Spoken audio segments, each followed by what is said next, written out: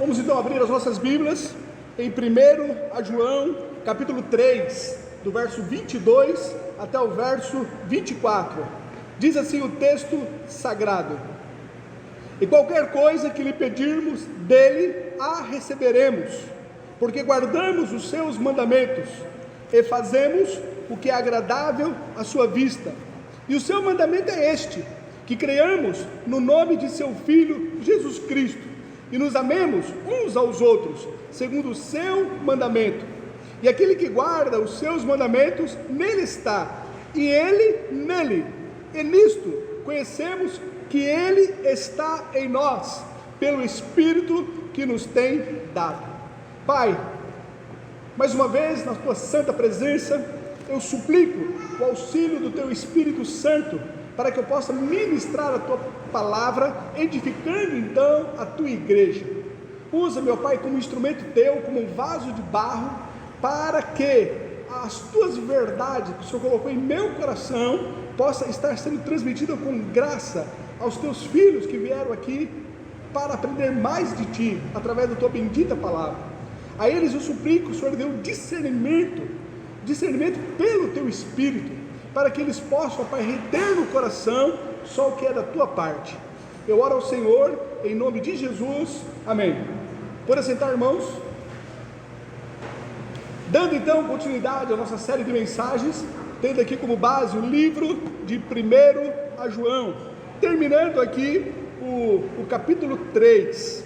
Nós vimos, a última vez que ministramos aqui, no contexto anterior, no verso 20 e no verso 21, que João mostra que a nossa consciência, ela é uma sombra ou uma antivisão do trono de Deus, que caso a nossa consciência, ela venha nos condenar acerca de algo que nós venhamos fazer, com certeza nós seremos então condenados pelo tribunal de Cristo. Mas se porventura nós não somos então condenados pela nossa consciência, nós teremos então confiança para estarmos diante de Deus. Isso João ele nos ensinou no verso 20 e no verso 21. Agora, nesse texto que nós lemos, do verso 22 ao verso 24, nós vemos que a ênfase de João está nos mandamentos de Deus, no qual ele mostra que nós devemos estar cumprindo, seguindo, guardando os seus mandamentos. Assim também ele nos mostra os benefícios que nós iremos receber em estar guardando os seus mandamentos. Vamos aqui ao verso 22. João então ele começa dizendo: e qualquer coisa que lhe pedirmos. João ele se refere então à oração de uma forma assim muito ampla, mostrando que ela se refere a qualquer coisa que nós podemos estar pedindo a Deus. É interessante, se nós olharmos para os evangelhos, nós vemos que Jesus, como discípulo do Senhor Jesus Cristo, ele aprendeu esse ensinamento do próprio Senhor Jesus Cristo. Em Mateus capítulo 7, do verso 7 ao verso 8, assim está escrito: pedi e dar-se-vos-á, buscai e encontrareis, batei e abrir-se-vos-á, porque aquele que pede, recebe, e o que busca, encontra, e ao que bate, abrir-se-lhe-á. Mas quando Jesus ele ensinou isso para João, que ele poderia estar pedindo a Deus, poderia estar colocando as suas orações em forma de petições, Jesus ele ensinou que Deus ele não responde a todas as pessoas, mas ele responde de uma forma particular somente aos seus filhos, e aqueles que pedem a ele de acordo com alguns parâmetros. Vamos ver então, tendo como base os evangélicos, os evangelhos, quais foram os parâmetros ensinados por Jesus Cristo quando nós devemos fazer alguma petição a ele. Ele diz em Mateus capítulo 21, verso 22, que nós devemos pedir, mas com fé, que ao pedirmos algo a Deus, devemos estar crendo que as nossas orações serão aceitas em Jesus Cristo, e Deus irá ouvir, e a nossa fé deve estar junto com a nossa prece, com a nossa oração, que devemos fazer então uma oração com fé. Não basta somente pedir, mas nós temos que crer ao estarmos orando. Mateus capítulo 21, verso 22 diz: e tudo o que pedirdes na oração, crendo a recebereis. Outro ensinamento, outro parâmetro que Jesus ele ensina quando nós estivermos pedindo a Ele algo, é que nós devemos pedir no nome dEle, pois a eficácia de nossa oração não está em nossos méritos, ou em algo que porventura nós tenhamos feito, e em virtude de alguma virtude nossa, Deus então venha responder às nossas preces. De forma alguma, nós devemos estar pedindo em nome de Jesus, ou seja, pedir no nome de Jesus significa pedir de acordo com a justiça de Jesus, com os méritos de Jesus, pelo que Jesus ele fez ali na cruz do Calvário, pela justiça dele, pela santidade dele. Isso implica que a nossa oração deve ser feita em nome de Jesus.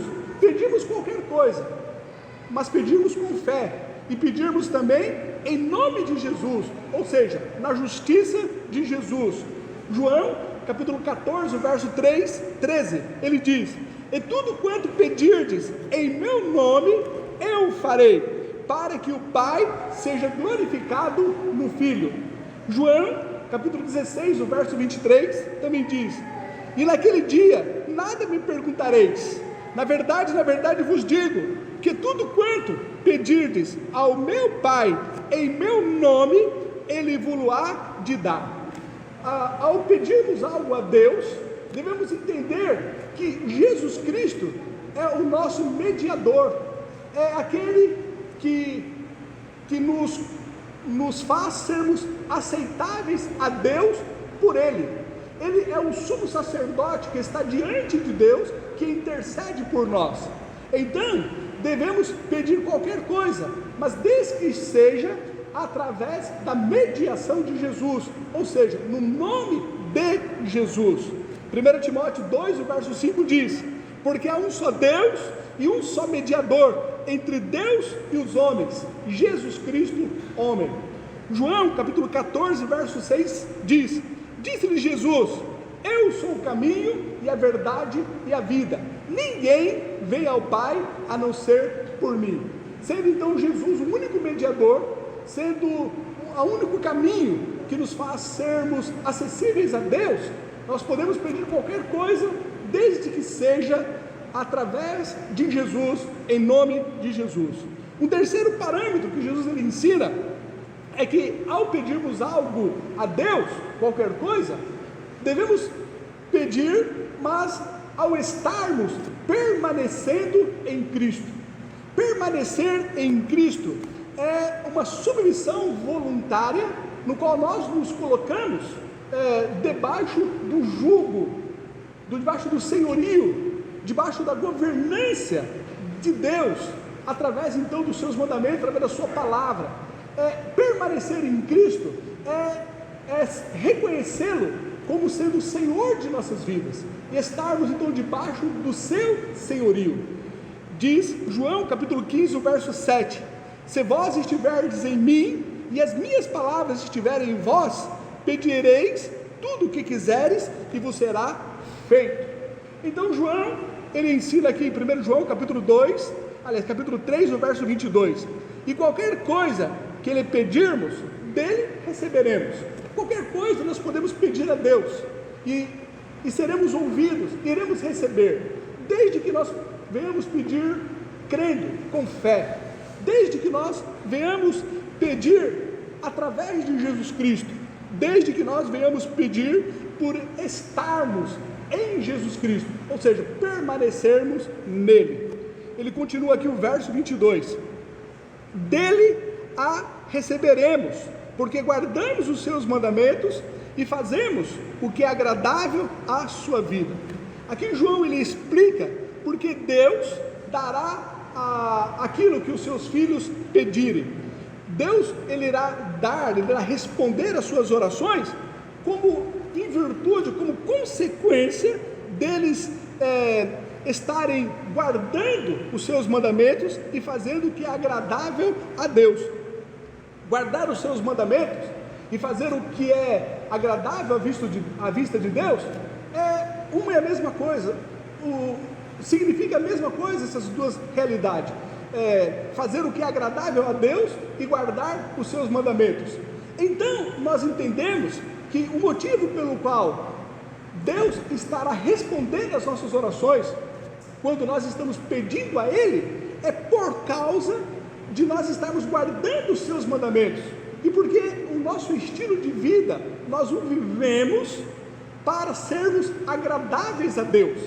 Então, não é nós pedirmos qualquer coisa que nós queremos, segundo o nosso coração, mas pedimos qualquer coisa que esteja dentro da vontade de Deus, segundo o caráter de Cristo, segundo a guarda dos nossos mandamentos, segundo nós vivermos uma vida que seja agradável a Deus. Então, nós não podemos pedir qualquer coisa, mas sim aquilo que for lícito, aquilo que for de acordo com a vontade de Deus. Mateus, capítulo 6, o verso 10 diz: venha o teu reino e seja feita a tua vontade, assim na terra como no céu. Essa epístola, no capítulo 5, o verso 14 e o verso 15 diz: e esta é a confiança que temos nele, que se pedirmos alguma coisa segundo a sua vontade, Ele nos ouve. E se sabemos que nos ouve em tudo o que pedimos, sabemos que alcançamos as petições que lhe fizemos. Então, Deus, Ele irá nos ouvir. Deus irá ouvir as nossas petições e Ele irá responder tudo o que nós pedirmos. Mas, devido nós estarmos guardando os seus mandamentos e devido nós fazermos o que é agradável a Ele, então pedirmos coisas lícitas, coisas que é de acordo com os seus mandamentos, dentro então dos propósitos de Deus. E ao fazermos isso, Deus, Ele vai demonstrar o seu contentamento por nós, e concedendo então as nossas petições. Quando nós pedirmos a Ele de acordo com os seus mandamentos, Ele se agrada das nossas petições e responde às nossas preces, responde então o que nós estamos pedindo a Ele. João capítulo 8, verso 29 nos mostra: e aquele que me enviou está comigo, o Pai não me tem deixado só, porque eu faço sempre o que lhe agrada. O Salmo 37, o verso 4 diz: deleita-te também no Senhor, e te concederá os desejos do teu coração. É quando nós estamos fazendo o que lhe é agradável, o que é algo de acordo com os desejos de Deus, algo que Deus, Ele se contenta com as nossas petições, e em virtude disso Ele estará respondendo às nossas orações. Nós vemos que Salomão, quando ele fez uma petição a Deus, suplicando por sabedoria, essa oração, essa petição de Salomão foi algo agradável a Deus, e Deus, Ele se contentou em estar respondendo a oração de Salomão. 1 Reis capítulo 3, o verso 10 diz: e esta palavra pareceu boa aos olhos do Senhor, de que Salomão pedisse isso. Era algo agradável, algo que contentou a Deus, e Deus então se agradou em estar respondendo essa prece. O verso 22: qualquer coisa que lhe pedirmos, qualquer coisa, desde que seja dentro dos parâmetros propostos por Deus, com fé, estando no nome dEle, e pedirmos através de Jesus Cristo, então nós iremos receber, porque guardamos os seus mandamentos e fazemos o que é agradável à sua vontade. As nossas petições não será nada ilícito, ou não de acordo com o nosso bel prazer, mas coadunando com o caráter de Cristo exposto então em seus mandamentos. O verso 23: e o seu mandamento é este, que creiamos no nome de seu Filho Jesus Cristo. Crer no nome de Jesus Cristo é a mesma coisa que crer nele. De acordo com a cultura judaica, o nome da pessoa representava o que a pessoa ela era. Portanto, crer no nome de Jesus Cristo é crer em tudo que Deus falou acerca de Jesus e que foi então ensinado pelos apóstolos. Crer no nome de Jesus é a mesma coisa que crer na pessoa do Senhor Jesus Cristo, porque o nome dele está incutido o que ele é em si, o que ele é. João capítulo 6, o verso 29 diz: Jesus respondeu e disse-lhes: a obra de Deus é esta, que creiais naquele que me enviou. É o que ele diz aqui no verso 23. E o seu mandamento é este, que creiamos no nome de seu Filho Jesus Cristo. Crer em Cristo, crer no nome dele, é uma e a mesma coisa. Continuando, e ele, no verso 23, a parte B: e nos amemos uns aos outros, segundo o seu mandamento. Além de nós crermos no Senhor Jesus Cristo, também nos é dito aqui que nós devemos amar uns aos outros. Este mandamento que João ele está colocando aqui no verso 23, que ele está ordenando então que os seus leitores venham cumprir, amar uns aos outros, ele também recebeu do próprio Senhor Jesus Cristo. Está lá em João capítulo 13, o verso 34, onde diz: um novo mandamento vos dou, que vos ameis uns aos outros, como eu vos amei a vós, que também vós uns aos outros vos amei. Agora Jesus, ele ao ter dado esse mandamento aqui a João, ele diz que é um novo mandamento, visto que lá em Levítico já nos é ensinado que nós devemos estar amando uns aos outros, mas ali a referência é o amor que nós temos por nós. Assim como nós nos amamos, nós devemos amar também uns aos outros. Mas aqui a referência é o próprio Senhor Jesus Cristo. Ele é o padrão, ele é a referência a quem nós devemos olhar para ele, e baseado no amor do Senhor Jesus Cristo, o padrão do Senhor Jesus Cristo é que nós devemos estar amando o nosso irmão. Assim como você foi amado pelo Senhor Jesus Cristo, assim como ele demonstrou amor por você, o amor que o levou à cruz, um amor sem limites, um amor sacrificial, um amor que se deu para você, assim da mesma forma nós devemos estar amando o nosso irmão. Esse amor sacrificial, esse amor no qual nós nos damos, esse amor no qual você renuncia a favor do outro. Um novo mandamento vos dou, que vos ameis uns aos outros, mas devemos amar como Jesus Cristo nos amou. O verso 24: e aquele que guarda os seus mandamentos, nele está, e ele nele.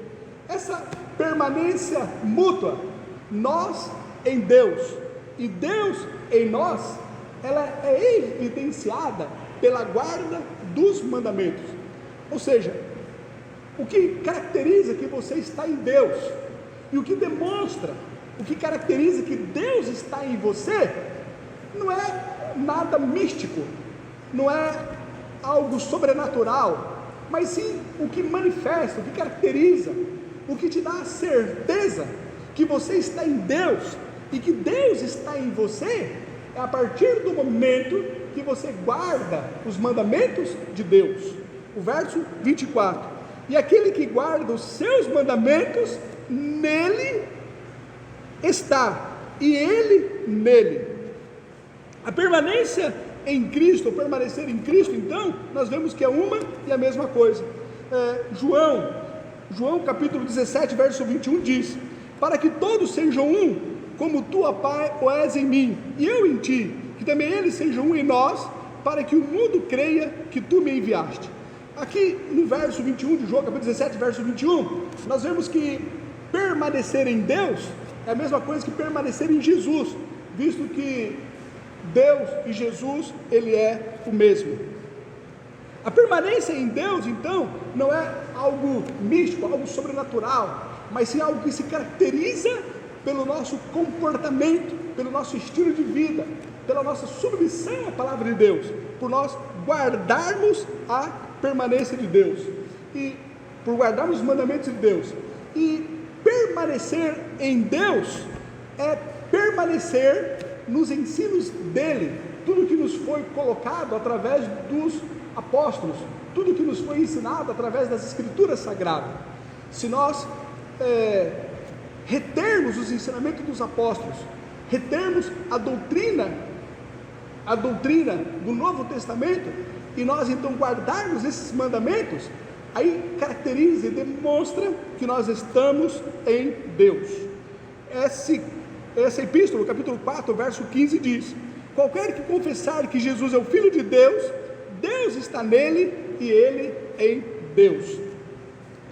Da mesma forma como nós dizemos que permanecer em Deus é a partir do momento que nós estamos permanecendo nos ensinos dos apóstolos. Quando nós falamos que Deus ele permanece em nós, é quando nós estamos submissos ao Espírito Santo, no qual direciona as nossas vidas, nos guiando para que nós venhamos obedecer aos seus mandamentos. Nisto se evidencia que Deus ele permanece em nós. Nós que somos o templo do Espírito Santo, nós então nos deixarmos sermos governados, nos deixarmos sermos direcionados pelo Espírito Santo, o Espírito Santo então nos guiando em obediência à sua santa palavra, e nós então vivenciarmos, deixarmos ser guiados por ele e vivermos pelo controle do Espírito Santo. Nisso que se é evidenciado que Deus ele está permanecendo em nós. Olha aqui o verso 24, a parte B. E nisto conhecemos que ele está em nós, pelo Espírito que nos tem dado. Aqui o apóstolo João, ele nos ensina duas verdades acerca do Espírito Santo. A primeira é que o Espírito Santo, ele nos foi dado por Deus. Nós não recebemos o Espírito Santo em virtude de algum esforço nosso, algum mérito que podemos ter realizado ou feito, algo que em virtude das nossas obras pudéssemos receber o Espírito. Não, o Espírito ele foi dado pela graça de Deus. Ele diz aqui: e nisso conhecemos que ele está em nós, pelo Espírito que nos tem dado. A doação do Espírito Santo ele só foi possível mediante a vitória de Jesus Cristo sobre a morte em sua ressurreição. A partir daí ele nos deu do seu Espírito, mas ele nos deu pela graça, pela dádiva divina, e não por mérito nosso, não por algo que nós venhamos ter feito e em virtude disso podemos ter recebido. É uma dádiva divina. Ele diz aqui a parte B: e nisto conhecemos que ele está em nós, pelo Espírito que nos tem dado. Evangelho de João, capítulo 7, o verso 39 diz: e isto disse ele do Espírito que haviam de receber os que nele crescem, porque o Espírito Santo ainda não fora dado, por ainda Jesus não ter sido glorificado. 1 Coríntios capítulo 2, o verso 12: mas nós não recebemos o Espírito do mundo, mas o Espírito que provém de Deus, para que pudéssemos conhecer o que nos é dado gratuitamente por Deus. Então essa é a primeira verdade que aprendemos aqui acerca do Espírito Santo, que ele nos foi dado pela graça divina, por uma dádiva divina, e não por algum mérito nosso. A segunda verdade que nós aprendemos aqui sobre o Espírito é que nós já recebemos, o Espírito já nos foi dado. Não é algo que nós devemos estar buscando, nós não devemos estar pedindo o Espírito, nós não devemos estar pedindo o batismo do Espírito. Nós já fomos batizados pelo Espírito. O Espírito já é uma verdade em nossas vidas. Nós já recebemos o Espírito. Inclusive o próprio João, ele aqui se inclui em relação a esses que receberam o Espírito. Ele diz: pelo Espírito que nos tem dado. O recebimento do Espírito foi concedido à igreja de uma forma geral, quando na ocasião do Pentecostes, onde Deus ele deu o Espírito à igreja, e a partir daí, todos os crentes participam então desta dádiva. Toda a igreja, todos os cristãos, a partir então do Pentecostes, eles recebem o Espírito Santo. Foi um divisor de águas o dia de Pentecostes, pois até aquele momento somente recebiam o Espírito algumas classes de pessoas do Velho Testamento. Eram então ali os reis, eram os sacerdotes, alguns juízes também recebiam o Espírito, os profetas, mas o Espírito não permanecia neles. Vinham sobre essas classes de pessoas, eles então operavam algo para Deus e o Espírito se retirava deles, não permanecia neles. Mas a partir do Pentecoste, o Espírito passou a habitar em todo o cristão, passou a habitar em toda a igreja, como uma dádiva divina. 1 Coríntios capítulo 12, o verso 13 diz: pois todos nós fomos batizados em um Espírito, formando um corpo, quer judeus, quer gregos, quer servos, quer livres, e todos temos bebido de um Espírito. Mas também de uma forma particular, nós vemos que João, ele está se referindo aqui ao recebimento do Espírito, também de uma forma individual, onde o cristão ele recebe o Espírito na ocasião de sua conversão, quando então ele se converte, quando ele tem uma experiência verdadeira e genuína com Deus em Jesus Cristo, e ali ocorre um novo nascimento. Nesse momento, a pessoa então, ela recebe o penhor do Espírito Santo, ela recebe essa dádiva, se tornando então o templo do Espírito Santo. É nesse momento que individualmente é dado o Espírito Santo a todo o cristão, no momento de sua conversão.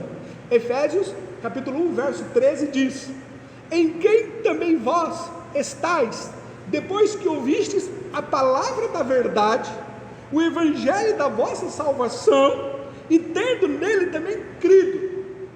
Depois que você ouviu a palavra da verdade, depois que você ouviu o evangelho da salvação, e você creu nele, creu no Senhor Jesus Cristo, então você foi selado com o Espírito Santo da promessa. Efésios capítulo 1, verso 13. Então, João, ele fala sobre essa dádiva, sobre essa bênção, que nos é concedido o Espírito Santo. O Espírito Santo nos é dado, e ele também aqui se inclui.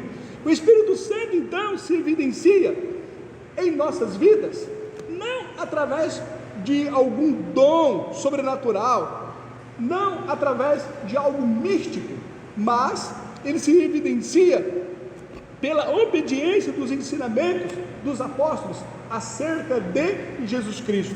Efésios capítulo 2, o verso 22, ele fala: no qual também vós, juntamente sois edificados para moradas de Deus em Espírito. É dessa forma, quando nós estamos cumprindo, obedecendo a palavra de Deus, é evidenciado em nós que o Espírito Santo habita. Essas são as verdades então que João aqui nos ensina acerca do Espírito Santo.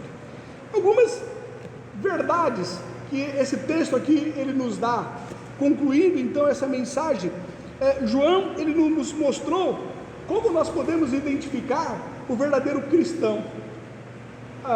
Na ocasião em que ele estava escrevendo aqui essa carta, havia ali muitos falsos mestres que estavam ensinando falsas doutrinas acerca de Jesus Cristo, acerca do Filho de Deus, e algumas pessoas também haviam se introduzido na igreja, mas que não tinham um comportamento que condizia com a fé deles. João, ao escrever então essa epístola, ele estava querendo mostrar algumas evidências de como podemos distinguir quais são os verdadeiros cristãos. Quem são os verdadeiros cristãos? E esse texto aqui então nos ajuda a identificar. Primeiro, o verdadeiro cristão, ele crê em Jesus Cristo como Filho de Deus. Segundo, o verdadeiro cristão, ele ama aos seus irmãos na fé. Amamos uns aos outros, caracterizamos isso através de uma vivência diária, um amor que não é somente algo sentimental, mas algo através do nosso comportamento. João ele ensina isso. Em terceiro também, ele mostra que o verdadeiro cristão se caracteriza, se evidencia por ele guardar os mandamentos de Deus. Ou seja, nós não somos salvos pelas obras, mas todo salvo, ele pratica as boas obras. Nós temos um comportamento mudado, nós andamos em novidade de vida, nós guardamos então os seus mandamentos. E uma quarta verdade, ele está em Deus e Deus está nele.